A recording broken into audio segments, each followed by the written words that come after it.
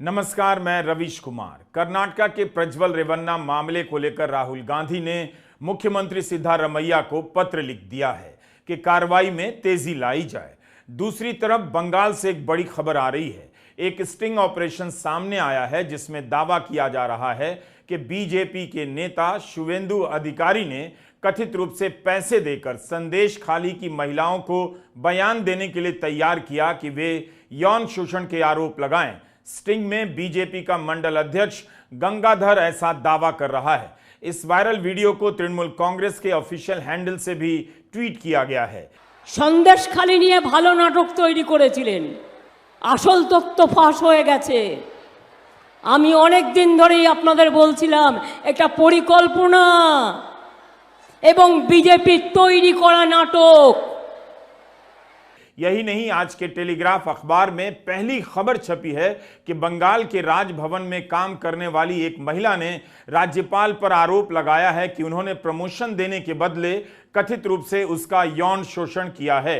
हम आज के वीडियो में इन सभी प्रसंगों पर बारी बारी से बात करेंगे, लेकिन सारे ही प्रसंग प्रधानमंत्री मोदी से एक सवाल पूछ रहे हैं। बलात्कार और यौन हिंसा के मामले में बराबरी से कदम उठाने में प्रधानमंत्री मोदी अक्सर फेल क्यों हो जाते हैं? 1 साल हो गए मणिपुर की हिंसा के, आज तक प्रधानमंत्री मोदी मणिपुर नहीं जा सके, ना हिंसा की शिकार महिलाओं को इंसाफ दिला पाए। हाल ही में खबर आई कि पुलिस ने ही उन 2 महिलाओं को भीड़ के हवाले कर दिया जिन्हें निर्वस्त्र कर भीड़ ने दौड़ाया था। तब क्यों नहीं महिला कल्याण मंत्री और अमेठी से बीजेपी की उम्मीदवार स्मृति ईरानी मणिपुर दौड़े दौड़े चली गईं? अगर राहुल गांधी को उनके सामने लड़ने से डर लगता है तो स्मृति ईरानी किस डर की वजह से मणिपुर नहीं जा सकी? कर्नाटक में एनडीए के उम्मीदवार और जेडीएस के सांसद प्रज्वल रेवन्ना पर बलात्कार और यौन शोषण के कितने गंभीर आरोप लगे, मगर प्रधानमंत्री ने एक शब्द नहीं बोला। जिस राज्यपाल पर आरोप लगा है, जिस समय शिकायत दर्ज हुई, उसके कुछ घंटे बाद प्रधानमंत्री बंगाल के राजभवन में रात्रि विश्राम भी करते हैं, मतलब दूरी बनाने की भी चिंता नहीं। लेकिन उस प्रसंग पर भी प्रधानमंत्री ने कोई बयान नहीं दिया। हम इस वीडियो में बृजभूषण सिंह के बेटे को टिकट देने की भी बात करेंगे। पहले कर्नाटक की बात। कर्नाटक के प्रज्वल रेवन्ना के मामले में कई नई जानकारियां आ चुकी हैं। राहुल गांधी ने कर्नाटक के मुख्यमंत्री सिद्धारमैया को पत्र लिखा है कि प्रज्वल रेवन्ना ने सैकड़ों महिलाओं के साथ यौन हिंसा की है और उनका वीडियो बनाया है। प्रधानमंत्री मोदी ने प्रज्वल रेवन्ना के लिए प्रचार किया और अपने लिए वोट मांगा। राहुल ने लिखा है कि 20 साल के अपने सार्वजनिक जीवन में उन्होंने ऐसा प्रतिनिधि नहीं देखा जो महिलाओं के मुद्दे पर, उनके साथ हिंसा के मुद्दे पर हमेशा चुप रह जाते हैं। राहुल प्रधानमंत्री मोदी की बात कर रहे हैं। राहुल गांधी ने अब इस मुद्दे को लेकर अपनी रैलियों में भी खुलकर बोलना शुरू कर दिया है। प्रज्वल रेवन्ना 400 महिलाओं का रेप करता है, वीडियो बनाता है, इसको मैस रेप कहा जाता है। और स्टेज में कर्नाटक के सामने प्रधानमंत्री मैस रेपिस्ट का समर्थन कर रहे हैं। जब प्रधानमंत्री आपसे वोट मांग रहे थे तो उनको मालूम था प्रज्वल रेवन्ना ने क्या किया था। प्रधानमंत्री को हिंदुस्तान की हर महिला से माफी मांगनी चाहिए कि उन्होंने एक मैस रेपिस्ट को अपने स्टेज पर लाकर उसको समर्थन देने की बात की आपसे। हिंदुस्तान के प्रधानमंत्री ने हिंदुस्तान की हर महिला का अपमान किया है। पूरी दुनिया में ये खबर फैली है कि हिंदुस्तान के प्रधानमंत्री ने मैस रेपिस्ट के लिए वोट मांगा है। अलायंस की जरूरत थी, सत्ता चाहते हैं तो कुछ भी करने को तैयार है। के पास सारी मशीनरी है, इंटेलिजेंस है, कस्टम्स है, सारा का सारा है, तब भी प्रधानमंत्री ने इस मैस रेपिस्ट को जर्मनी जाने दिया। यह उनकी गारंटी है। राहुल गांधी के पत्र के बाद सिद्धारमैया ने अपने आवास पर टॉप पुलिस अफसरों की एक बैठक की और एसआईटी जांच की समीक्षा भी। हासन लोकसभा सीट से जेडीएस और बीजेपी के साझा उम्मीदवार प्रज्वल रेवन्ना जर्मनी भाग गए हैं। उनके जर्मनी में होने की पुष्टि विदेश मंत्रालय ने कर दी है। इसके बाद भी कर्नाटक के एसआईटी को लुकआउट नोटिस जारी करना पड़ा, क्योंकि एसआईटी के सामने प्रज्वल रेवन्ना अभी तक हाजिर नहीं हुए हैं। तीन बार नोटिस भेजा गया, लेकिन जांच में शामिल नहीं हुए। बुधवार को प्रज्वल रेवन्ना ने एसआईटी के सामने हाजिर होने से पहले 1 हफ्ते का समय मांगा। एसआईटी के एक सदस्य ने एक्सप्रेस से कहा है कि सभी इमिग्रेशन पॉइंट पर लुकआउट नोटिस जारी कर दिया गया है। जैसे ही रेवन्ना आए उसे डिटेन कर लिया जाए, और यही प्रक्रिया भी होती है। सवाल है कि रेवन्ना को कब गिरफ्तार किया जाएगा। क्या इस बात का इंतजार हो रहा है कि 7 मई को कर्नाटका की बाकी 14 सीटों के लिए मतदान हो जाए, तब प्रज्वल जी जर्मनी से भारत आएं और गिरफ्तारी करने का नाटक हो? क्या तब तक बीजेपी इस मामले को ठंडा रखना चाहती है? आप कल्पना कीजिए उन औरतों के जीवन की, उनके मानसिक हालत की जिनके वीडियो पब्लिक में हैं, जिनके साथ कथित रूप से यौन शोषण और बलात्कार करने के आरोप पिता एचडी रेवन्ना और पुत्र प्रज्वल रेवन्ना पर लगे हैं। उन महिलाओं की दिन रात की नींद गायब हो चुकी होगी, और यहां प्रज्वल रेवन्ना डिप्लोमेटिक पासपोर्ट पर जर्मनी का आनंद ले रहा है, सच की जीत के भाषण दे रहा है और जांच में शामिल नहीं हो रहा। उसका डिप्लोमेटिक पासपोर्ट क्यों नहीं रद्द हुआ, और क्यों नहीं वह 7 मई से पहले यानी दूसरे चरण के मतदान से पहले भारत आ रहा है? दिल्ली में एक मुख्यमंत्री को घर से उठाकर जेल में डाल दिया जाता है, और बीजेपी के सहयोगी दल के उम्मीदवार जर्मनी से बैठकर ट्वीट कर रहे हैं।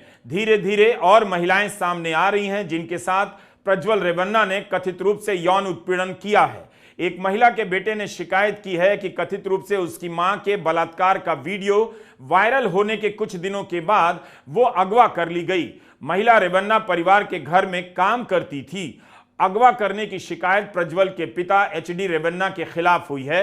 आरोप है कि महिला गवाही ना दे सके, इसलिए चुनाव के अगले दिन अगवा कर ली गई। बेटा शिकायत कर रहा है कि मां का अपहरण हुआ है। यह कितनी भयानक घटना हो सकती है? पुलिस अभी तक उस महिला का पता नहीं लगा सकी। अभी तक एचडी रेवन्ना और उनकी पत्नी से पूछताछ नहीं हुई है। कम से कम वीडियो अपलोड किए जाने तक ऐसी सूचना नहीं थी। आखिर एसआईटी की टीम देवेगौड़ा परिवार के घर क्यों नहीं जा रही है? राहुल गांधी को पत्र क्यों लिखना पड़ रहा है? अभी तक आधिकारिक रूप से एसआईटी ने बताया भी नहीं है कि कितनी महिलाएं प्रज्वल और उसके पिता की शिकार हो चुकी हैं। राहुल गांधी 400 कहते हैं, लेकिन आधिकारिक संख्या क्या है? ऑल इंडिया फेमिनिस्ट अलायंस और विमेन फॉर डेमोक्रेसी ने राष्ट्रीय महिला आयोग को पत्र लिखा है कि प्रज्वल के खिलाफ कड़ी कार्रवाई की जाए। बंगाल का मामला होता तो महिला आयोग वहां दौरा कर रहा होता, लेकिन मामला कर्नाटका का है और जेडीएस के उम्मीदवार का, जिसका बीजेपी के साथ गठबंधन है। इसलिए महिला आयोग को पत्र लिखा जा रहा है कि कार्रवाई करने का ध्यान आ जाए। यह खबर भी आप तक नहीं पहुंची होगी। साउथ फर्स्ट एक वेबसाइट है। इसकी खबर के अनुसार हासन जिले की जिला पंचायत की पूर्व सदस्या ने शिकायत दर्ज कराई है कि प्रज्वल रेवन्ना ने जनवरी 2021 से लेकर 25 अप्रैल 2024 के बीच 3 साल के दौरान कई बार उनके साथ कथित रूप से बलात्कार किया और वीडियो बनाया है। यह सब बंदूक की नोक पर किया गया। इसके बाद प्रज्वल के खिलाफ पहली बार रेप की धारा लगी है। कर्नाटका पुलिस की सीआईडी ने शिकायत दर्ज की है। इस शिकायत के बाद अब एसआईटी ने भी रेप की धारा शिकायत में शामिल कर ली है। न्यूज मिनट वेबसाइट ने भी इस घटना के बारे में विस्तृत रिपोर्ट की है और बताया है कि शिकायत करने वाली महिला जेडीएस की ही राजनीतिक सदस्य है। महिला ने शिकायत में लिखा है कि 2021 में वो सरकारी हॉस्टल में लड़कियों के लिए सीट आरक्षित करने की मांग को लेकर एमपी क्वार्टर में प्रज्वल रेवन्ना से मिलने गई। अगले दिन जब उसे वापस बुलाया गया तब बाकी महिलाओं को वापस भेज दिया गया और कमरा बंद करने के बाद प्रज्वल ने धमकी दी। कहा कि अपने पति से कहो कि राजनीतिक गतिविधि कम करे। प्रज्वल ने महिला से कहा कि उनके पति की वजह से प्रज्वल की मां का एमएलए का टिकट कट गया। इसके बाद प्रज्वल ने महिला का बलात्कार किया। जब महिला ने उसे रोका तब बंदूक से डराया गया, जान से मारने की धमकी दी गई। उसने इस पूरे अपराध का वीडियो बनाया और उसके नाम पर ब्लैकमेल करके 3 साल तक महिला का कथित रूप से बलात्कार किया है। साउथ फर्स्ट की वेबसाइट पर जाकर आप इस पूरी खबर को पढ़िए, इस रिपोर्ट की डिटेल को पढ़िए, सन्न रह जाएंगे। यौन शोषण के बाद अब बलात्कार के आरोप भी सामने आने लगे हैं। प्रधानमंत्री मोदी को राहुल का डर जाना दिखाई देता है, मगर प्रज्वल के दुस्साहस पर बोल नहीं पाते। लगता है वोट के लिए इतना डर गए हैं कि एक बार बोल दिया तो कर्नाटक की बाकी सीटों पर वोट का गणित गड़बड़ा जाएगा। अब तो पश्चिम बंगाल के राज्यपाल पर भी एक महिला ने यौन शोषण के आरोप लगा दिए हैं। प्रधानमंत्री मोदी बंगाल की रैली से पहले उसी राजभवन में रुके, लेकिन गवर्नर पर लगे आरोपों को लेकर कुछ नहीं बोल पाए। बर्धमान की रैली में बीजेपी की एक महिला नेता ने प्रधानमंत्री के पांव छूने की कोशिश की तो प्रधानमंत्री ने दूर से ही भांप लिया और खड़े होकर उसके पांव छूने लग गए। पांव छूने से मना भी किया। क्या महिलाओं के प्रति सारी संवेदनशीलता यहीं तक सीमित है कि उन्हें मातृशक्ति बता दिया जाए, नारी शक्ति बता दिया जाए, लेकिन जब महिलाओं पर गंभीर हमले होते हैं, उनके साथ कर्नाटक की तरह अत्याचार होते हैं, तब कार्रवाई करने में, निष्पक्ष दिखने में प्रधानमंत्री की अपनी शक्ति कहां गायब हो जाती है? वे क्यों समझते हैं कि स्टेज पर महिलाओं के पांव छूने से उन्हें ज्यादा विनम्र मान लिया जाएगा? इसलिए उन्हें प्रधानमंत्री नहीं बनाया गया है कि स्टेज पर महिलाओं के पांव छुएं और तारीफ बटोरें, बल्कि इसलिए बनाया गया है कि अगर महिलाओं के साथ हिंसा हो तो कार्रवाई करें और अपनी जवाबदेही साबित करें। पश्चिम बंगाल के राज्यपाल सीवी आनंदा बोस पर कथित रूप से यौन शोषण का आरोप लगा है। राजभवन में कॉन्ट्रैक्ट पर काम करने वाली महिला ने थाने में शिकायत दर्ज कराई है। टेलीग्राफ के लिए मोनालिसा चौधरी ने रिपोर्ट फाइल की है, जो आज के अखबार के पहले पन्ने पर है। राजभवन में कॉन्ट्रैक्ट पर काम कर रही एक महिला ने राज्यपाल पर यौन शोषण का आरोप लगाया। महिला ने पुलिस में शिकायत दर्ज कराई है। फिलहाल इस मामले में एफआईआर नहीं हुई है, पर जनरल डायरी एंट्री कर दी गई है। शिकायत में बताया गया है कि 19 अप्रैल को राज्यपाल ने महिला को उनसे मिलने के लिए कहा। महिला से कहा गया कि अपना बायोडेटा लेकर आए और 24 तारीख को दोनों की मुलाकात राज्यपाल के दफ्तर में होती है। महिला ने अपनी शिकायत में लिखा है कि इस मुलाकात में ही राज्यपाल ने उनसे गलत बात की और उन्हें गलत तरीके से छुआ। वे किसी तरह से कमरे से निकलने में कामयाब रही। 3 दिनों के बाद 2 मई को भी राज्यपाल ने महिला को फिर से बुलाया। इस बार महिला अपने अधीक्षक को भी साथ ले गई। कुछ देर बात करने के बाद राज्यपाल ने अधीक्षक को भेज दिया। इसके बाद राज्यपाल ने महिला को प्रमोशन देने की बात कही। कहा कि वे रात को उसे फोन करेंगे, ये बात किसी को पता ना चले। महिला ने राज्यपाल की इस बात का विरोध करने की कोशिश की, मगर राज्यपाल ने बदले में उन्हें फिर से गलत तरीके से छुआ। बंगाल के राज्यपाल सीवी आनंद बोस पर एक गंभीर आरोप लगाया गया है। एक महिला ने कहा है कि आज ही जब वो राजभवन गई तो राज्यपाल सीवी आनंद बोस ने उनके साथ यौन उत्पीड़न किया, छेड़छाड़ किया, उनको सेक्सुअली हरास किया और मोलेस्ट किया और गलत व्यवहार किया। महिला अब पुलिस स्टेशन पहुंच चुकी है, जहां वो अपनी शिकायत दर्ज कर रही है। और ये आरोप इसी दिन लग रहे हैं जिस दिन प्रधानमंत्री नरेंद्र मोदी कलकत्ता पहुंच रहे हैं और मोदी जी राजभवन में ही ठहरेंगे। क्या मोदी जी राज्यपाल से सफाई मांगेंगे? क्या मोदी जी पूछेंगे कि इस तरह की घटना कैसे घटी राजभवन में? राजभवन की गरिमा के ऊपर अब सवाल उठते हैं। संविधान के अनुच्छेद 361 के अनुसार ऑफिस में रहने के दौरान राष्ट्रपति और राज्यपाल पर किसी तरह का आपराधिक मामला नहीं चल सकता है। आपको याद होगा, चीफ जस्टिस के पद पर रहते हुए रंजन गोगोई पर आरोप लगा था। उन्होंने अपने ही खिलाफ जांच के लिए 3 जजों की बेंच बना ली, उसमें खुद को शामिल कर लिया। बेंच की अध्यक्षता भी वे खुद ही कर रहे थे और खुद को क्लीन चिट देने के बाद उन्होंने शिकायत को खारिज कर दिया। बाद में उन्होंने कहा कि उस बेंच में मेरा शामिल होना गलत था, तो क्या उस मामले की दोबारा सुनवाई नहीं होनी चाहिए थी? इसी रंजन गोगोई को रिटायरमेंट के बाद राज्यसभा का मनोनीत सदस्य बना दिया गया। ये जो हंगामा होता रहता है ना, मुसलमान से लेकर मंगलसूत्र का, इसीलिए होता है कि 10 साल के ये कारनामे आपको याद ना आए। इसलिए बार बार राहुल गांधी मीडिया को एक्सपोज करते चले जा रहे हैं। आप जानते हो कि कर्नाटक में रवन्ना नाम सुना आपने? हाँ, सुना। उसने 400 महिलाओं का बलात्कार किया है, रेप किया है। मोदी जी ने ऐसे स्टेज पे रवन्ना जी के लिए वोट मांगे हैं। होम मिनिस्टर को बीजेपी के एमएलए ने चिट्ठी लिखी थी 6 महीने पहले कि ये रवन्ना है, इसने 400 महिलाओं का रेप किया है। होम मिनिस्टर ने कोई कार्रवाई नहीं की। नरेंद्र मोदी जी जानते थे कि इस व्यक्ति ने 400 महिलाओं का रेप किया। क्यों? क्योंकि होम मिनिस्टर जानते थे। तब भी जाके नरेंद्र मोदी कह रहे हैं इस रमन्ना को वोट दो, इसका समर्थन करो, मुझे जिताओ। मैंने ये कर्नाटक में बोला, नेशनल मीडिया के एक अखबार ने यह बात नहीं लिखी, एक अखबार ने नहीं लिखी। वो अखबार में लिख रहे थे राहुल गांधी अमेठी और रायबरेली से चुनाव नहीं लड़ेगा। वो चल रही थी मीडिया इनकी। अब मैं रायबरेली से चुनाव लड़ रहा हूं, बिल्कुल चुप हो गए। मीडिया मैनेजमेंट के जरिए मोदी सरकार और उससे जुड़े नेताओं की करतूत की खबरें आम लोगों तक पहुंचने से रोकी जा रही हैं। राहुल गांधी को एक बात समझनी होगी, इस चुनाव में भी मीडिया मोदी के लिए दीवार बनकर खड़ा हो चुका है। वे जिन मुद्दों को उठा रहे हैं, जो सवाल उठा रहे हैं, वो आम जनता तक पहुंच ही नहीं रहे। वे चाहें तो पता कर सकते हैं कि जनता को इलेक्टोरल बॉन्ड के बारे में कितना पता है और मंगलसूत्र के बारे में कितना पता है। मीडिया तो प्रधानमंत्री के झूठ को भी झूठ बोलकर नहीं छापता, नतीजा जनता के बीच सच बनाकर पहुंचा दिया जाता है। लेकिन राजभवन के मामले में पुलिस के पास ज्यादा अधिकार नहीं है। वो मामले की जांच कर सकती है, जांच रिपोर्ट राष्ट्रपति को भेज सकती है, लेकिन इसके लिए पुलिस को राजभवन में जाना होगा। गुरुवार को राज्यपाल ने ट्वीट किया कि पुलिस को राजभवन के भीतर नहीं आने देंगे, मगर पुलिस का यह भी कहना है कि राजभवन से इसके बारे में कुछ भी औपचारिक तौर पर आदेश नहीं मिला है। पुलिस ने द टेलीग्राफ अखबार से कहा है कि वह कानूनी पहलुओं पर राय ले रही है कि जांच को कैसे आगे बढ़ाया जाए।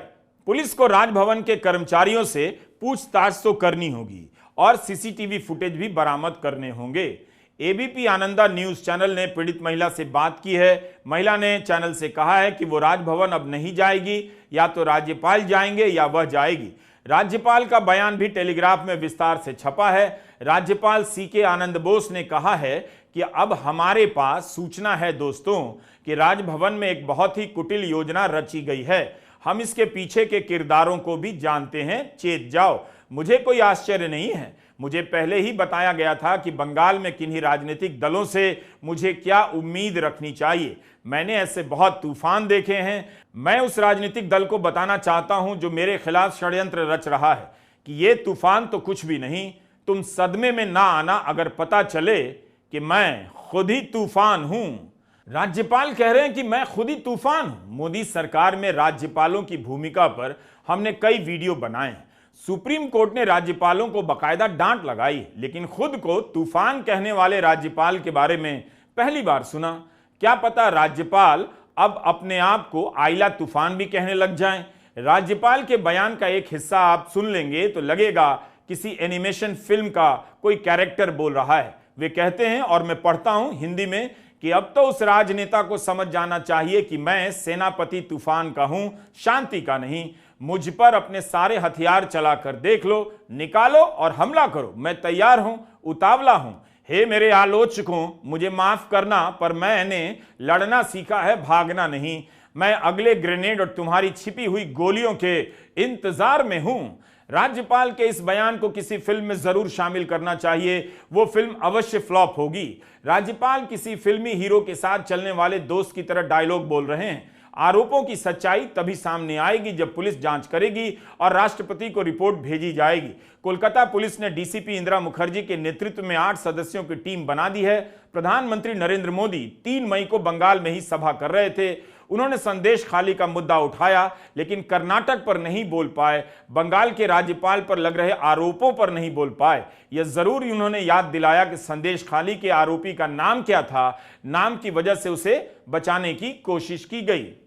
मैं आज पूछना चाहता हूं टीएमसी सरकार से, यहां संदेश खाली में हमारी बहनों के साथ, हमारी दलित बहनों के साथ इतना बड़ा अपराध हुआ, पूरा देश कार्रवाई की मांग करता रहा, टीएमसी उसके गुनहगार को बचाती रही। क्या सिर्फ इसलिए क्योंकि उस गुनहगार का नाम शाहजहां शेख था? लेकिन इस बीच 3 मई को बंगाल में एक वीडियो वायरल होने लग गया। जिस YouTube चैनल से इसे अपलोड किया गया है वो नया सा लगता है। और उसके सब्सक्राइबर्स भी कम हैं। क्या कोई स्टिंग वॉर शुरू हो गया है? इसके पीछे कौन है हम नहीं जानते। प्रधानमंत्री संदेश खाली को लेकर बंगाल सरकार पर लगातार निशाना बना रहे हैं, लेकिन इस वीडियो में कुछ कैरेक्टर बांग्ला में बोल रहे हैं। इसे बीजेपी के मंडल अध्यक्ष के तौर पर पेश किया गया है और यह आरोप लगा रहा है कि शुवेंदु अधिकारी ने पैसे देकर महिलाओं के ब्रेन वॉश किए ताकि वे बलात्कार के बयान दे सकें। हम इस वीडियो की पुष्टि नहीं कर सकते और ना ही वीडियो दिखाएंगे, लेकिन तृणमूल कांग्रेस ने इसे आधिकारिक ट्विटर हैंडल से ट्वीट किया है और बीजेपी पर निशाना साधा है। इस पर पार्टी ने प्रेस कॉन्फ्रेंस भी की है। ममता बनर्जी ने भी ट्वीट किया है, कहा है कि हैरान करने वाला संदेश खाली स्टिंग दिखा रहा है कि बीजेपी के भीतर कितना कुछ सड़ गया है। बंगाल के प्रगतिशील विचार और संस्कृति से कितनी नफरत है। इन बांग्ला विरोधियों ने हमारे राज्य को बदनाम करने के लिए हर स्तर पर प्रयास किया है। भारत के इतिहास में कभी ऐसा नहीं हुआ कि दिल्ली से एक राज्य को बदनाम करने का प्रयास किया गया। इतिहास देखेगा कि दिल्ली की साजिश करने वाली सत्ता के खिलाफ बंगाल उठेगा और उनका विसर्जन कर देगा। সন্দেশখালি নিয়ে ভালো নাটক তৈরি করেছিলেন, আসল তথ্য ফাঁস হয়ে গেছে। আমি অনেক দিন ধরেই আপনাদের বলছিলাম একটা পরিকল্পনা এবং বিজেপির তৈরি করা নাটক। আমি আজকে একজন সাংবাদিক আমি ঢোকবার পথে আমায় বলছিল এটা ফাঁস হয়ে গেছে। আমি এখনো ডিটেলসটা দেখিনি, আমি নিশ্চয়ই দেখব। কেন্দ্রের প্রতিনিধি মাননীয় রাজ্যপাল দেখছেন কীর্তি কারখানা, রাজভবনের কর্মচারীদের সাথে কি কাণ্ড করছে, মেয়েদের ডেকে নিয়ে গিয়ে মলেস্টেশন করছেন, আর তারপর প্রধানমন্ত্রী তার বাড়িতে রাত্রি যাপন করে চলে গেলেন। যিনি সন্দেশখালি নিয়ে বড় বড় সন্দেশ দেন, কই রাজ্যপালের ব্যাপারে একটা সন্দেশ তো দিলেন না। इस स्टिंग में जिस गंगाधर कोयल नाम के मंडल सभापति का बयान दिखाया जा रहा है, उसने अपनी तरफ से एक वीडियो जारी किया है और कहा है कि यह वीडियो किसी षड्यंत्र का हिस्सा है। मेरे शब्दों और आवाज को तकनीक के माध्यम से बदल दिया गया है। यह भाजपा संदेश खाली की महिलाओं और शुवेंदु अधिकारी की छवि को धूमिल करने की कोशिश है। शुवेंदु अधिकारी ने भी इस बयान को ट्वीट किया है और कहा है कि सच को तोड़ मरोड़ कर चलाया जा सकता है, मगर जीत सच की होती है। तो क्या अब बीजेपी की तरफ से चीजों को मैनेज किया जा रहा है, उस व्यक्ति से बयान दिलवाया जा रहा है? आजकल जब भी ऐसे वीडियो आते हैं, इसी तरह का स्टैंडर्ड जवाब दिया जाता है। स्टिंग में जो व्यक्ति बोल रहा है वो सही है या नहीं, तकनीक रूप से छेड़छाड़ हुई है या नहीं, इसकी जांच बहुत कम समय में हो सकती है। प्रज्वल रेवन्ना के वीडियो को लेकर भी उसके किसी सहयोगी की तरफ से पुलिस में शिकायत दर्ज कराई गई, जिसमें कहा गया कि जो वीडियो हैं मॉर्फ किए गए हैं, लेकिन बाद में सच्चाई कुछ और निकल कर आई। यही एक मामला है जिसे लेकर प्रधानमंत्री बोलते हैं, ममता बनर्जी की सरकार पर आरोप लगाते हैं, आरोपी का नाम इस तरह से बताते हैं कि लगे कि मुसलमान है, लेकिन प्रज्वल रेवन्ना का नाम जुबान से नहीं ले पाते। बृजभूषण सिंह का नाम लेने में तो जाने क्या हो जाए। अमेठी से राहुल ने चुनाव नहीं लड़ने का फैसला किया तो प्रधानमंत्री ने कह दिया डरो मत भागो मत, लेकिन लगता है कि वे बृजभूषण सिंह के बेटे के लिए भी प्रचार करने नहीं जाएंगे टिकट देकर भी। कई बार लगता है कि पीएम खुद के बारे में कह रहे हैं डरो मत भागो मत, बृजभूषण का नाम लो, प्रज्वल का नाम लो और कार्रवाई करो, लेकिन डर जाते हैं। ये लोग घूम घूम कर सबको कहते हैं डरो मत। मैं भी आज उन्हें कहता हूं और बड़े जी भर के कहता हूं, अरे डरो मत भागो मत। प्रधानमंत्री नरेंद्र मोदी बृजभूषण सिंह के खिलाफ पूरे 1 साल तक कार्रवाई करने की हिम्मत नहीं जुटा सके।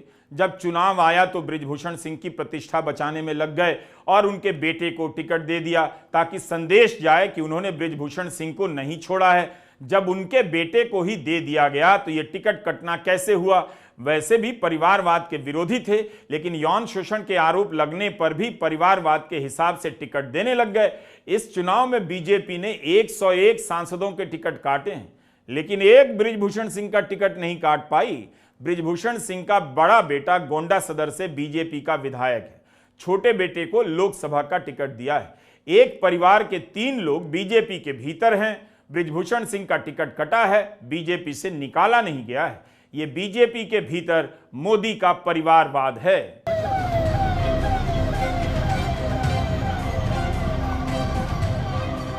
कैसरगंज से बृजभूषण सिंह का टिकट कटा, लेकिन उनके बेटे करण भूषण सिंह को टिकट मिला। जिस पार्टी में 34% सांसदों का टिकट आसानी से कट गया, वहां एक आरोपी सांसद का टिकट काटने में प्रधानमंत्री मोदी की हालत खराब हो गई, इसलिए कि बृजभूषण सिंह गोंडा, श्रावस्ती, बहराइच, अयोध्या में प्रभावित कर सकते थे। बृजभूषण सिंह मोदी के भरोसे राजनीति में नहीं हैं। उनका अपना आधार है और मोदी से अलग। क्या अयोध्या की सीट जीतने के लिए राम मंदिर और राम का नाम काफी नहीं कि उस सीट पर भी बृजभूषण सिंह का डर सताने लगा?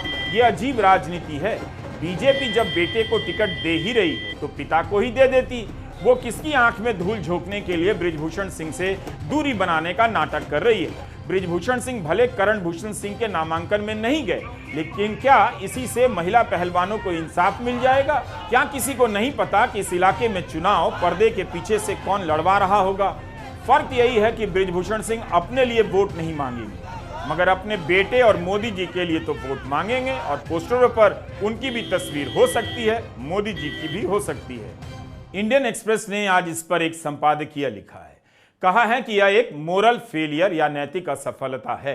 बेटे को टिकट देकर यही तो कहा गया कि महिला पहलवान चिल्लाती रहें, हम रैलियों में महिला नेताओं के पांव छूकर मातृशक्ति के पुजारी बन जाएंगे और बृजभूषण सिंह के बेटे को परिवारवाद के नाम पर टिकट भी दे देंगे। पत्रकार लोग लगे हुए हैं प्रधानमंत्री की जीत बताने में। उनका बस चले तो आज ही ढोलक लेकर इंडिया गेट पर पहुंच जाएं और बजाने लग जाएं, लेकिन उनसे इस बारे में एक सवाल नहीं पूछा जाता। 4-4 पन्ने का बोरिंग इंटरव्यू होता है, एक काम की खबर नहीं निकलती। एक सवाल बृजभूषण सिंह पर ही पूछ लेते। इस समाज में इन बातों को बार बार कहने से भी कोई फर्क नहीं पड़ता, यह सच्चाई भी मैं जानता हूं। कैसरगंज से जिस करण भूषण सिंह को उम्मीदवार बनाया गया है, इसी फरवरी में यूपी कुश्ती संघ के अध्यक्ष भी बनाए गए। 12 साल से पिता बृजभूषण सिंह इस पद पर थे, उनके बाद बेटा आ गया। करण सिंह 8 साल से उपाध्यक्ष थे, यानी यूपी कुश्ती संघ में पिता पुत्र ही अध्यक्ष और उपाध्यक्ष। अब कैसरगंज से पिता पूर्व सांसद होंगे और पुत्र सांसद। इलाके में इनके असर को देखते हुए कोई हारने की कल्पना नहीं करता है। करण भूषण सिंह गोंडा के कोऑपरेटिव विलेज डेवलपमेंट बैंक के अध्यक्ष भी हैं, जो बताता है कि भले देश में मोदी की लहर बताई जाती है, लेकिन कैसरगंज में लहर एक ही आदमी की चलती है जिसके खिलाफ मोदी को एक्शन लेने में डर लगता है, तो जुगाड़ से पिता के टिकट काटकर पुत्र को दे आते हैं। पहलवान साक्षी मलिक ने इस बारे में ट्वीट करते हुए लिखा है कि देश की बेटियां हार गईं, बृजभूषण जीत गया। हम सब ने अपना करियर दांव पे लगाया, कई दिन धूप बारिश में सड़क पर सोए, आज तक बृजभूषण को गिरफ्तार नहीं किया गया। हम कुछ नहीं मांग रहे थे, सिर्फ इंसाफ की मांग थी। गिरफ्तारी छोड़ो, आज उसके बेटे को टिकट देके आपने देश की करोड़ों बेटियों का हौसला तोड़ दिया। टिकट जाएगी तो एक ही परिवार में। क्या देश की सरकार एक आदमी के सामने इतनी कमजोर होती है? प्रभु श्री राम के नाम पर सिर्फ वोट चाहिए, उनके दिखाए मार्ग का क्या?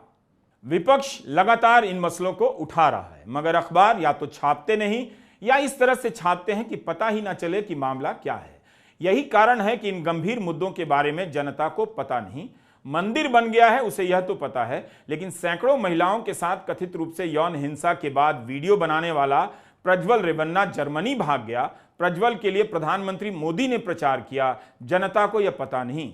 जनता को यह भी पता नहीं कि बंगाल के राज्यपाल पर क्या क्या आरोप लगे हैं। जनता को यही पता है कि प्रधानमंत्री मोदी ने दुनिया भर में देश का डंका बजा दिया है और यहां महिलाओं के खिलाफ तरह तरह के अत्याचार करने वाले आरोपियों को उम्मीदवार बनाकर उनके लिए प्रचार कर उनके नाम का डंका बजाए घूम रहे हैं। तो आप डंका कम कीजिए, रवीश कुमार ऑफिशियल ध्यान से देखिए और लोगों को दिखाइए। नमस्कार, मैं रवीश कुमार।